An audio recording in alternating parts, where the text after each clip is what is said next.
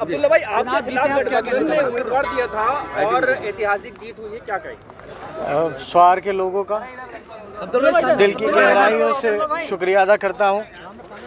हमेशा दो चुनावों से उन्होंने अपने इस खादिम का जिस तरीके से साथ दिया है वो तारीख़ में लिखा जाएगा। उन्होंने पहली दफ़ा में भी अपनी मोहब्बत में कोई कसर नहीं छोड़ी थी और इस दफ़ा में भी उन्होंने अपनी मोहब्बत में कोई कसर नहीं छोड़ी, बल्कि पिछली दफ़ा से करीबन 20,000 वोट ज़्यादा मिला है मुझे। मैं स्वार के सभी लोगों का दिल की गहराइयों से शुक्रिया अदा करूंगा और कोशिश करूंगा कि अपनी ज़िंदगी के आखिरी वक्त तक उनकी इस मोहब्बत को अपने साथ कायम रख सकूं। अच्छा, अब्दुल्ला भाई, नवाब परिवार दोनों सीटों पर था, चर्चा हुई थी, आपने कहा था बाप बाप से हारेगा, बेटा बेटे से हारेगा। अब इन बातों का कोई मतलब नहीं है। मेरे ख्याल से उनके भी अरमान पूरे हो गए होंगे और छोड़िए, चुनाव की बातें हैं।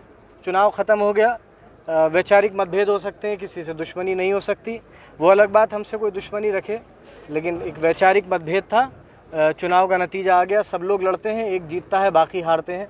जो हारे उन्हें अपनी हार स्वीकारनी चाहिए, जो जीते उन्हें जीत की खुशी मनानी चाहिए। अब कोई मतलब नहीं इस बात। रामपुर की 5 सीटें और थी, उन पर क्या कहना चाहिए? देखिए, एक बिलासपुर की सीट पर जो हुआ उस पर हम देखेंगे क्या कर सकते हैं, सोच सकते हैं। शाहबाद की सीट भी पता नहीं हमें कहाँ लोगों को समझाने में हमसे कमी रह गई। और विजय सिंह साहब जो समाजवादी पार्टी के एक मजबूत कार्यकर्ता हैं, एक मजबूत सिपाही हैं, विधायक रह चुके हैं और अच्छी खासी लीड से आगे थे, आखिरी वक्त में पीछे हुए।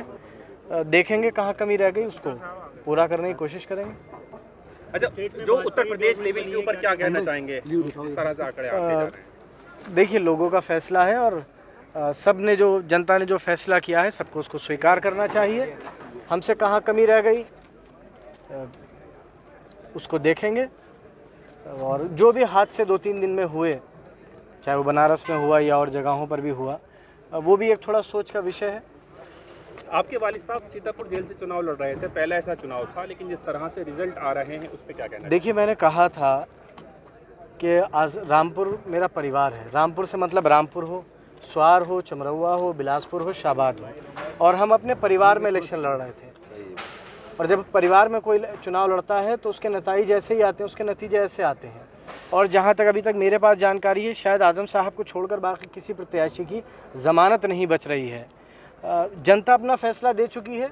ठीक है, हम भैंस चोर, बकरी चोर, मुर्गी चोर, जन्म प्रमाण पत्र फर्जी, पैन कार्ड फर्जी, पासपोर्ट फर्जी, जो चाहे इल्ज़ाम लगा दें, जो चाहे हमारे साथ हुआ हो, जो चाहे किया गया हो गुजरे हुए वक्त में, लेकिन जनता की अदालत ने अपना फैसला सुनाया है। और ये रिकॉर्ड है कि आजम साहब एक ही जगह से 10वीं बार विधायक हुए हैं और अपनी 10वीं बार जो 10वां उनका कार्यकाल होगा उसमें वो सबसे ज़्यादा वोटों से, जहाँ तक अभी तक मेरे पास जानकारी है, क्योंकि मतगणना भी रामपुर सीट की चल रही है, वो 80,000 से ज़्यादा वोटों से आ गए।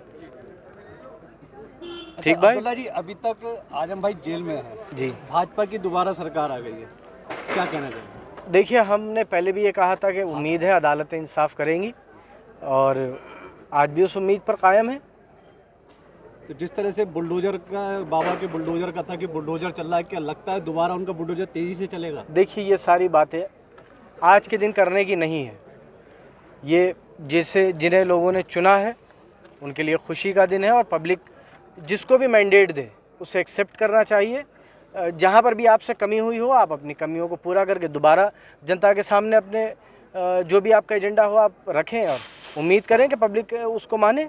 समाजवादी पार्टी ने जो शायद वादे किए या जो कोशिशें करी, वो शायद लोगों की उम्मीदों पर या लोगों तक वो अपनी बात उतनी नहीं पहुंचा सके, जिसका आज ये नतीजा है।